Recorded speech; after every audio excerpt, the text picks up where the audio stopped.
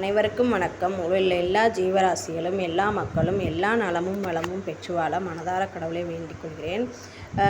நம்ம இப்போ இதில் என்ன பார்க்க போகிறோம் அப்படின்னு பார்த்தீங்கன்னா, அளவு கடந்த கோபம், ஒரு விதமான ஆத்திரம், பணம், ஆணவம் இதெல்லாம் வரும்போது மனிதர்களுக்கு தான் அப்படின்ற ஒரு அகம்பாவம் ஏற்படும்.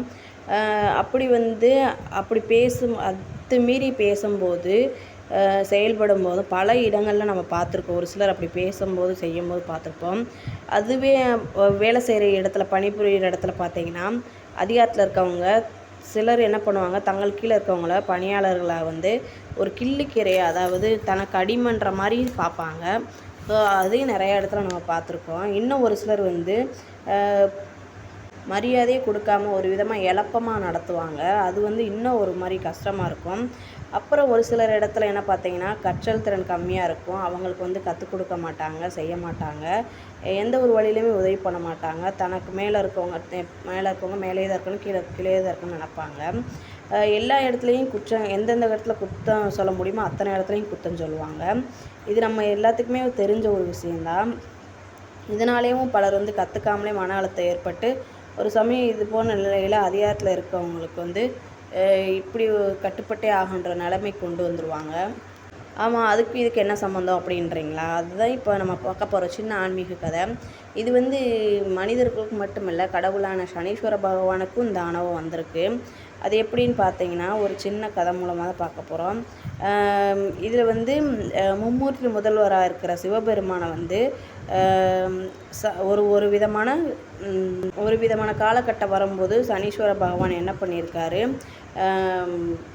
சிவபெருமானுக்கே சவால் விட்டுருக்காரு. அது எந்த மாதிரின்னு பார்த்தீங்கன்னா, அதுக்கு முன்னாடி 14 உலகத்துலேயும் உயிரினங்கள் எதுவாக இருந்தாலும் அதனோட கர்ம வினைகளுக்கு இருப்ப பாவ புண்ணியம் கொடுக்குறவர் தான் நம்ம சனீஸ்வர பகவான். தெரிஞ்ச விஷயம் தானே. அதனால் சனீஸ்வர பகவானுக்கு நீதிமான்ற பெயர் இருக்குது அவருக்கு. சனீஸ்வர பகவானோட விதிக்கு மும்மூர்த்தியான அவங்களும் இதில் அடங்குறாங்க. ஏன்னா அவங்களுமேவும் பயந்து தான் ஆகணும். எப்பேற்பட்ட ஆளாக இருந்தாலும் அவர் பார்வையிலேருந்து தப்ப முடியாதுன்னு சொல்லுவாங்க. அப்படிப்பட்ட ஒரு சமயத்தில் சிவபெருமான் சனீஸ்வர பகவான் என்ன செஞ்சார்னா, சிவபெருமானை பிடிக்கணும் அப்படின்ற ஒரு காலம் வந்தது. அப்போ பார்வதி தேவிகிட்ட சொல்கிறாரு, நான் கண்டிப்பாக சிவபெருமானை பிடிப்பேன் அப்படின்னு சொல்கிறாரு. இது நாளை காலையில் 7:30 நாளை பொழுதில் நான் அவரை பிடிப்பேன் அப்படின்னு சொல்லவும் பார்வதி தேவி அம்மாவுக்கு கோவம் வந்துருச்சு. என்ன இது, என்னோட கணவரவே நீ பிடிப்பியா அப்படின்னு சொல்லிட்டு அதை கேட்டு பயங்கர கோபமாயிட்டாங்க பார்வதி தேவி. என்னோட கணவரை நீ எப்படி பிடிக்கிறேன்னு நானும் பார்க்குறேன் அப்படின்ட்டு அவங்க மனசுக்குள்ளேயே நினச்சிக்கிட்டு பார்க்கலாம் அப்படின்ற மாதிரி சொல்லிட்டாங்க.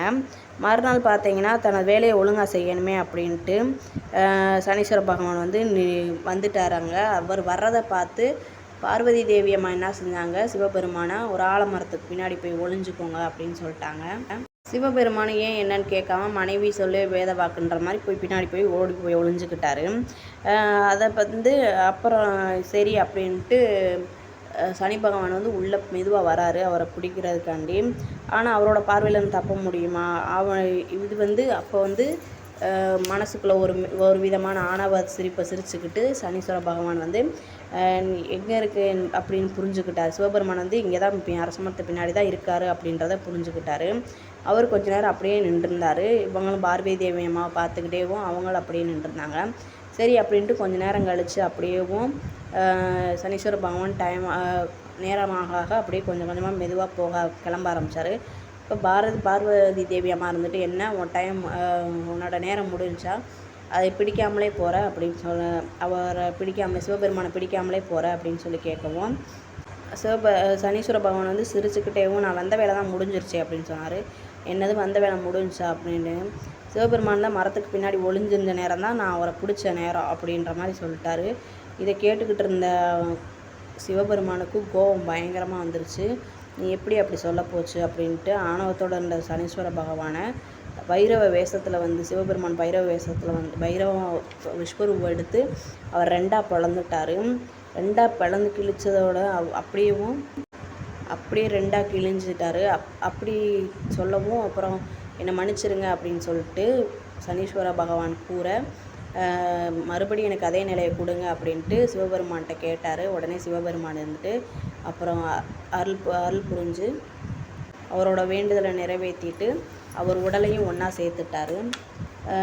சனீஸ்வரன் பகவான் கோயிலில் போய் விஸ்வநாதர் சுவாமி கோயிலில் போய் வேண்டினோம்னா இந்த மாதிரி சனி தோஷங்கள்லாம் நீங்கும் அப்படின்ற ஒரு ஐதீகம் இருக்குது. எல்லார்ட்டையுமே ஆணவம் இருக்கும். அது எந்த இடத்துல இருக்கணுமோ அந்த இடத்துல மட்டும்தான் இருக்கணும். அதுதான் நம்ம வாழ்க்கைக்கு நல்லது. நன்றி.